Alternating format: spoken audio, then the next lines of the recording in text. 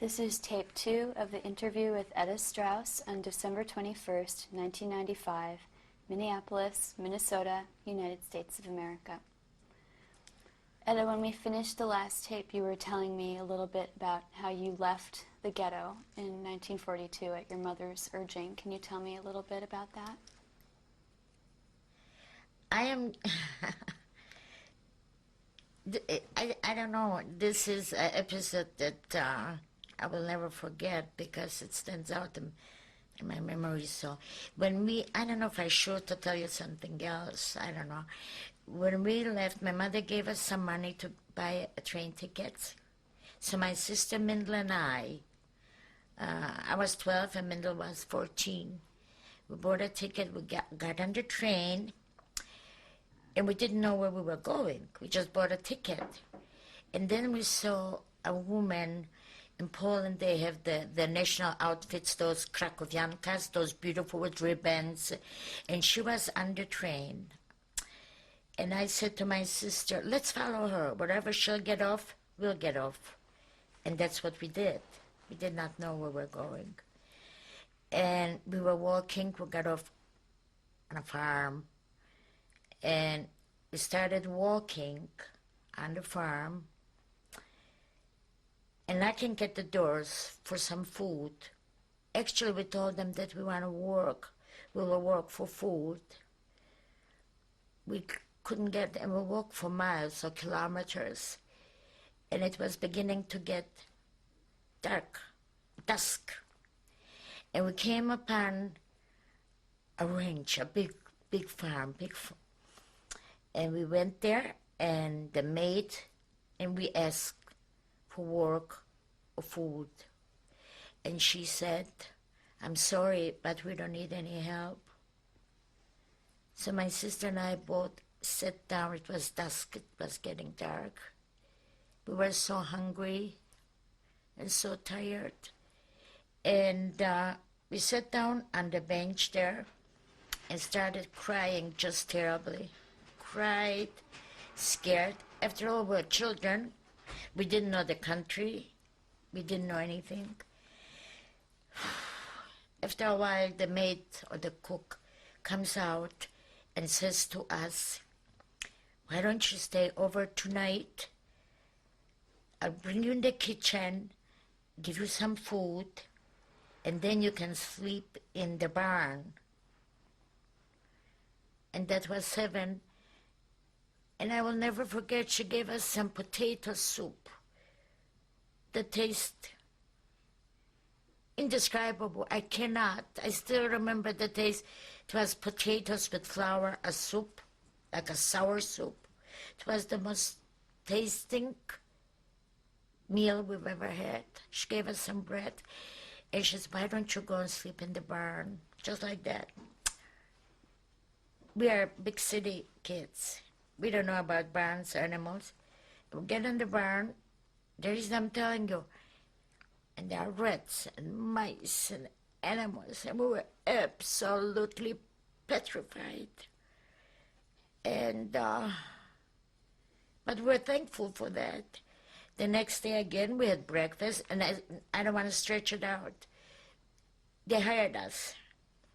So after they hired us, which was wonderful, there was food. We just wanted to work for the food. And then they gave us a room somewhere with little chickens in the same room. We slept on straw, which was wonderful, wonderful. Everything was wonderful. And after being there, and we also pretended we Catholics. And on Sunday, we went to church with them. The help only, not the owner, not the big, just the help. And I worked in the garden, and we were picking fruit and whatever, which was fine. And we were there for a while, no communication whatsoever with my family, if they are around or not. One day, see, there's again, I don't know if it was fall. When do they kill animals to make sausages? Must have been towards the end of the summer. No, well, it doesn't matter. A butcher came to slaughter whatever, And I was in the kitchen helping. They were making sausage. And I'm standing there, and he said, did you know there aren't any Jews in Warsaw anymore? The ghetto's completely empty. No Jews whatsoever in the ghetto. And I kind of snuck out. My sister was in the barn because little pigs were being born, and she had to take them away because do you know that the mother pigs eat the baby pigs? So they had to be taken away immediately. I ran out to my sister, started crying terribly, and I said, I'm going home, and I don't care what, I am going home. So I told the people, I have to go home because I'm homesick, I have to see my mother. I brought food with me for my mother. I came home. I saw my mother for the last time. My sister was gone. My sister Marcia was gone already. I did not see her. Had she gone also to find work, or what happened to her? My sister was gone. They took her with the transport with her. They picked the most healthiest, the most beautiful, the youngest teenagers. And she was among the group because she was 17 years old. And so I didn't get to see my sister. And then my little sister, Riva, she was still there. And the next day again, so I went into the ghetto. My sister Mindel remained on the farm. My sister Hanka, my brother, they were on the other side. They were not in the ghetto because my mother wouldn't let them be in the ghetto. My sister Riva, she was a little girl. She stayed with my mother. I came home that day, and of course I slept. And so my mother, for the last time, had I come home one day later, my sister Riva would not have been alive because I smuggled her out of the ghetto. I smuggled her out of the ghetto. And then I went back. In the evening I went back, and my mother was gone already.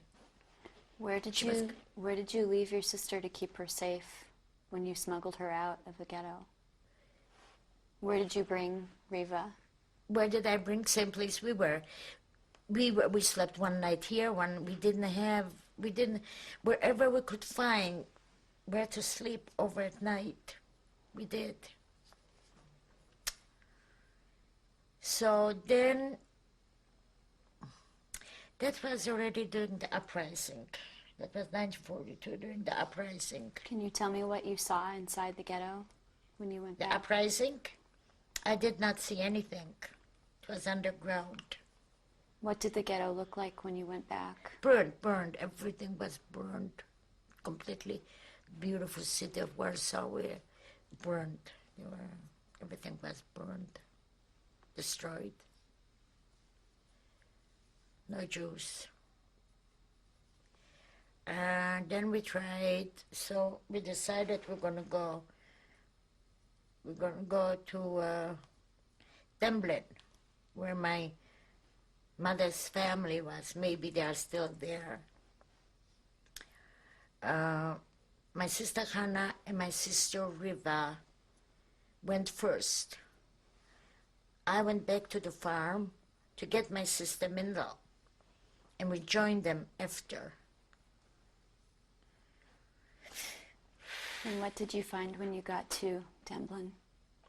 We got to Demblin also night before. My uncle was sitting, my mother's brother was sitting having a cup of tea on his steps. Evidently it was past curfew. It was 10 o'clock. And they shot him cold-blooded murder. So we didn't get to see him either anymore. We found our house, and we stayed in their house.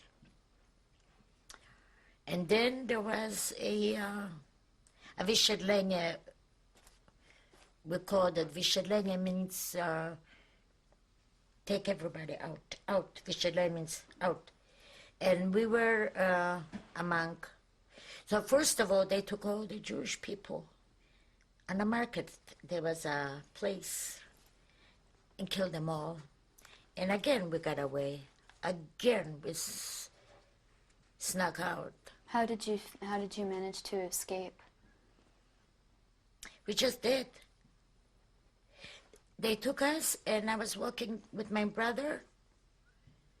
And I said to my brother in Polish, I said, what are we doing here among the Jews? We were walking like north, and I grabbed my brother by the hand and went kind of east. And I said, let's get out of here. What are we doing? We're not Jewish. Loud. Went the opposite way. The Germans stopped us. I said, we're not Jewish. We're going to my father, to see my father. I don't know how we got involved, mixed up with the Jews. They were all killed. Those people were all killed. Okay? I don't know how to describe those incidents today to you. I watched for a few minutes today that yesterday was a show with Guardian Angels. And I think we all have them. We had them. We had to have Guardian Angels. But it was my father, because at that time I did not know that my mother was dead and everybody was dead. We did not know. I don't know. I do not know. Do you suppose there was a reason? I don't know. When you and your brother got out of that line of Yeah. people, what happened to your older sisters? They were in a different place. They were kind of hidden out. My older sister, my youngest sister, they were kind of hidden out. And what did you do next? Next, we went to concentration camp. And where? Next, we kind of snuck into a concentration camp because they had a concentration camp. And we kind of snuck in because we weren't old enough. Not that we weren't old enough. I don't know what happened. We had to be. Can you imagine being snuck into a concentration camp? What Well, we was- had to know that in order to be there or not being on the street. So someone kind of snuck us in. What to was the the- name of the camp? Demblin, remember I told you the name Demblin, the city. Pretty tough, pretty bad. Hunger was the hunger. Hunger is completely indescribable. Hunger is not like you don't eat all day. Hunger is not like you diet, that you're hungry. Your whole being, all your thoughts are always about food. When we were there half a year or so, the two of my sisters, Mindlin and Hannah, they were working.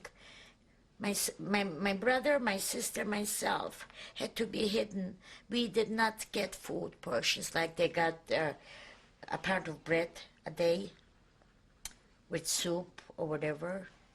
We did not get any food. So my two older sisters shared it with us. They gave for two people. And when you're so hungry, they give you a quarter of the bread and it looks so tiny. So we shared with them. Then they made a children's group and we started working too. We worked in bunkers. We worked in gardens, vegetables. If you smuggled something in the camp, food, they killed you. They gave us food. They gave us sauerkraut soup with white worms on top. You know the white little worms that come from old sauerkraut, whatever. Do you know what we did? We took off the white worms from the top and ate the soup.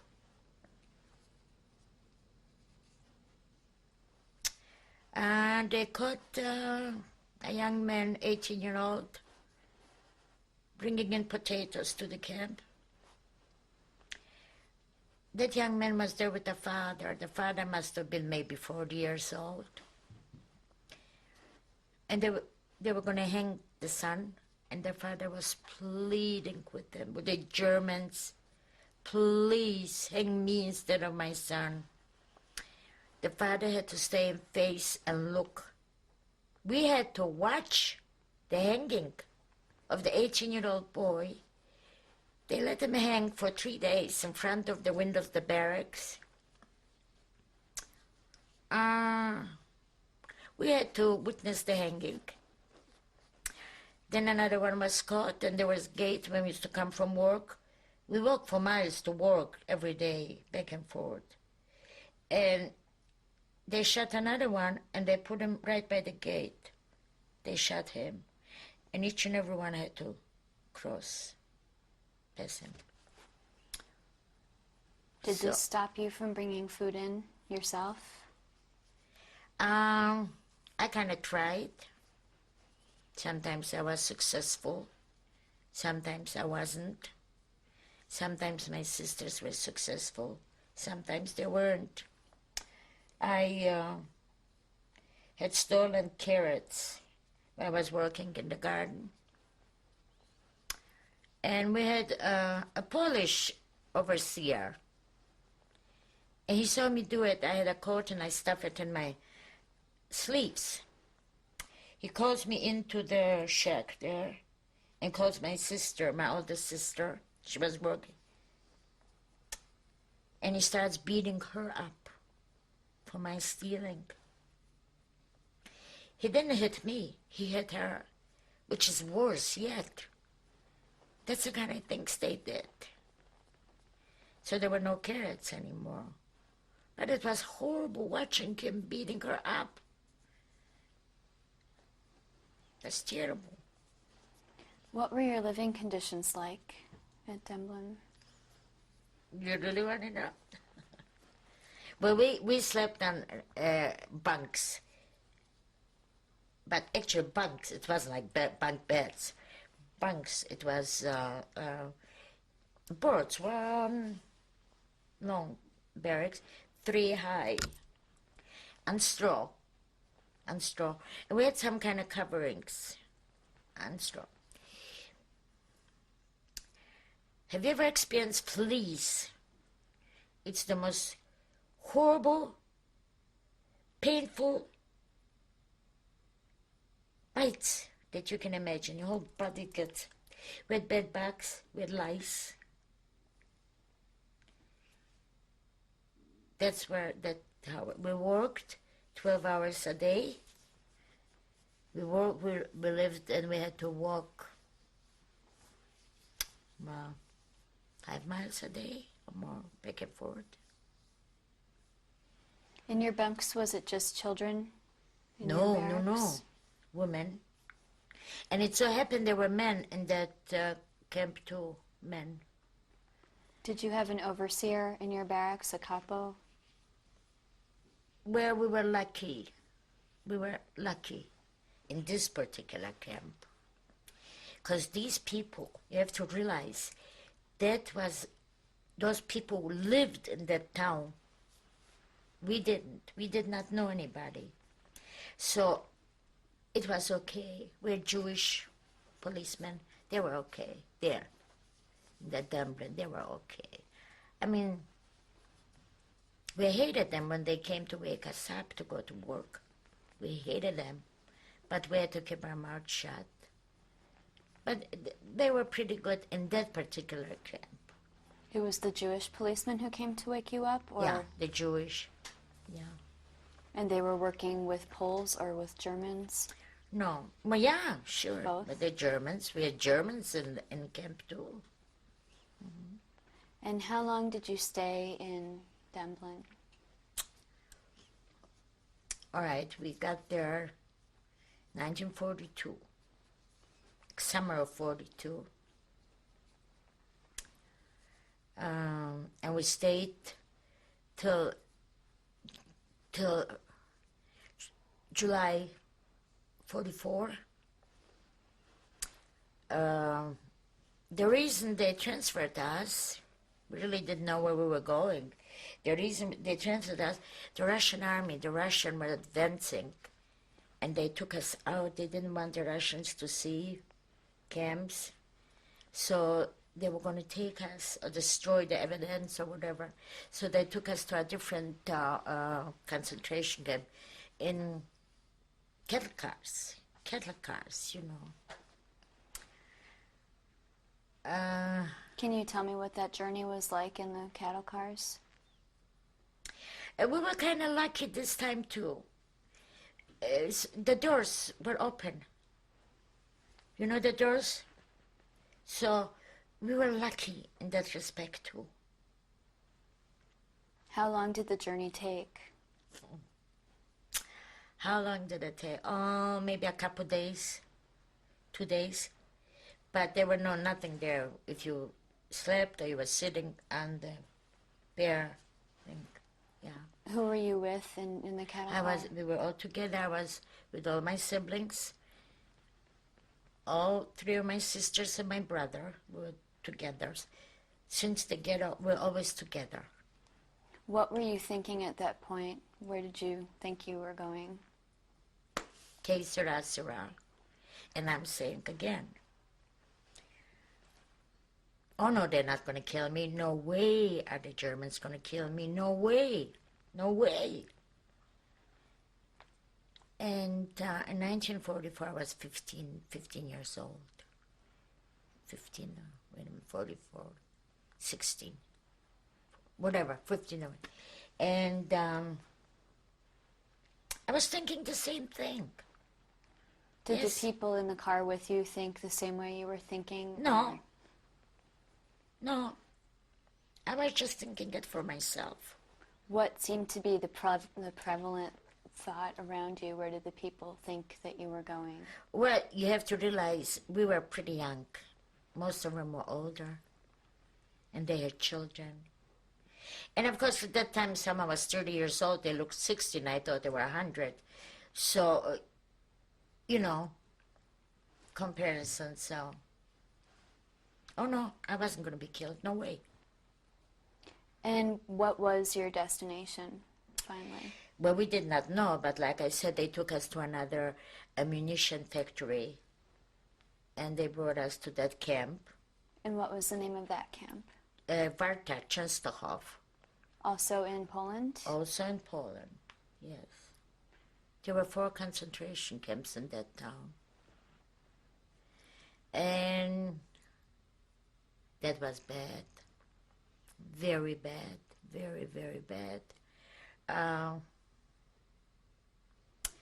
We worked 12 hours in a munition factory with bullets. They're making bullets.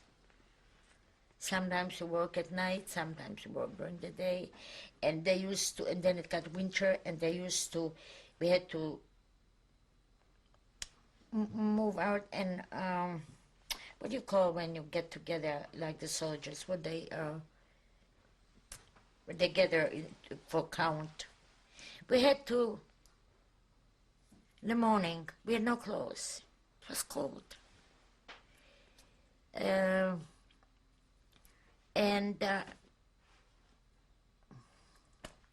Forgot. They counted us. They counted us in the cold before we went to work. Every day? Every day. Every day. Every day. And you had no coat? No. They took our clothes away. How about shoes did you have? I had wooden shoes. I don't know where they came from. I know where they came from. Another thing that they did, you know, the Germans, the leaders there, they used to pick the most beautiful, beautiful girls and use them and kill them. If something went wrong in the barracks, they made you leave the barrack. Then they counted, like every 7th person, whether you're guilty or not. They beat you up. They counted. 7th person gets beaten up. Did this happen to you or one of your siblings? No. But it did happen to my sisters and my brother. Now here they gave us, the coffee, which was not coffee. You know what we did with the coffee? We could get enough. We soaked our feet. It was warm. You couldn't drink it. Then they gave us soup, potato flakes soup, potato flakes. And I was very, very, very hungry we were. We couldn't eat it. It was, the paste that you paste the walls, that for wallpaper. That's how it tasted. We couldn't eat it. So there were 4 of us, my sisters and I. My brother was in a different barrack because they were men too. And they cut a round bread, and they cut it in 4 squares, 4 and we used to beg him, give us the whole loaf of bread. There's 4 of us. Please. Because sometimes you got the smaller part. They didn't care how they cut it. Finally, we got the whole loaf of bread, which was wonderful. So we got the whole thing. It was cold, it was dangerous, it was hard work. It was bad. Very bad. When you were in the barracks, did you get to stay with your sisters? We stayed in the barrack, yes. Did you dream at night? Yes. Do you remember I what do your not dreams were remember like? the dreams. I do not remember. And did you ever get to communicate with your brother? Yes. First of all, in the factory, he worked too, yes. Once he came running, crying. Someone stole his bread. Someone stole it. Which was, people did that. Mothers used to steal away from their children bread. So we shared it with him, and we always shared it with him. Yeah, we left a piece for him from the whole loaf of bread. What were the conditions like in the factory? It was ammunition.